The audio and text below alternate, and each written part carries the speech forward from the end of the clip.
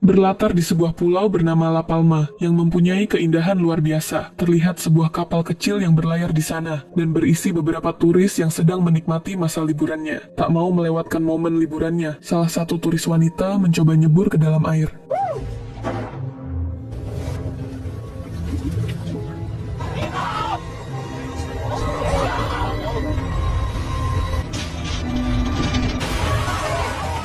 Mereka semua pun tenggelam, termakan oleh keindahan alam di sana. Seminggu berlalu, kini Sin berpindah ke sebuah keluarga yang juga sedang berlibur ke pulau itu. Mari kita kenalan dulu dengan keluarganya. Ada seorang ayah yang bernama Frederick, seorang ibu yang bernama Jennifer, dan kedua anaknya yang bernama Sarah dan Tobias. Di hari pertama liburannya, mereka bertemu saudaranya di hotel, tempat mereka akan menginap. Mungkin mereka sudah janjian. Lalu setelahnya, mereka masuk ke kamar hotelnya untuk beristirahat terlebih dahulu.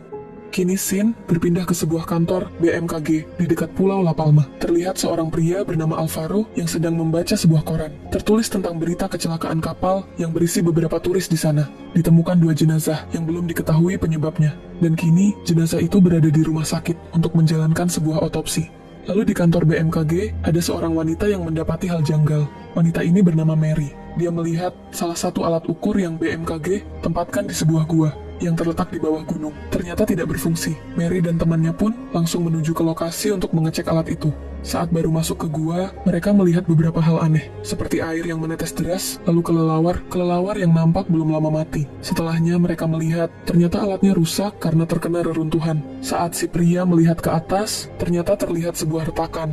Lalu setelah itu, mereka kembali ke kantor. Si pria gendut itu membaca sebuah data penelitian 20 tahun yang lalu dari seorang ilmuwan yang berasal dari Britania. Ilmuwan itu berteori bahwa jika gunung di Pulau La Palma mengalami erupsi, akan ada kemungkinan besar lereng gunung seluas 500 km jatuh ke dalam laut dan menyebabkan tsunami yang sangat besar. Lalu si Alvaro, yang merupakan ketua BMKG, penasaran dengan turis yang meninggal. Ia segera datang ke rumah sakit untuk melihat hasil otopsinya. Dia mendapati sebuah fakta bahwa penyebab kematian adalah karbon dioksida di dalam paru-paru dalam jumlah yang sangat banyak. Luka pada tubuh turis juga memperlihatkan seperti luka bakar yang menunjukkan betapa panasnya air di sana. Pada saat itu, Sin kembali lagi ke keluarga. Frederick melihat Sarah yang berjalan-jalan, meninggalkan adiknya sendirian di kolam renang. Tak selang lama, Frederick panik karena Tobias tidak ada di dalam kolam. Frederick pun segera berkeliling mencari Tobias. Dia juga bertemu Sarah dan temannya untuk mencari. Ternyata Tobias berada di atas karang di tepi pantai. Saat mereka menghampiri Tobias, ternyata inilah yang Tobias lihat.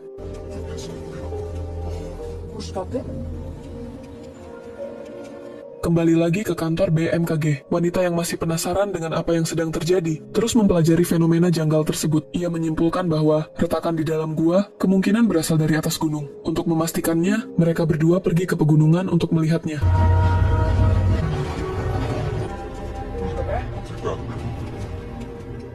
Dan benar saja, di sana terlihat sebuah retakan yang sangat panjang. Mereka berdua langsung mengukur retakan itu menggunakan alat pengukur berbasis sensor. Setelah alat terpasang, mereka menyadari sesuatu. Sensor menunjukkan bahwa retakan itu terus melebar. Hal ini berarti tanah tersebut sebenarnya sedang bergerak, meskipun sangat perlahan. Si pria langsung menelepon Alvaro untuk memberi kabar. Namun di kantor, Alvaro melihat bahwa gunung sedang mengalami pergerakan, yang memungkinkan retakan itu akan mengeluarkan gas berbahaya. Alvaro pun langsung menyuruh mereka berdua untuk segera pergi dari sana untuk menyelamatkan diri.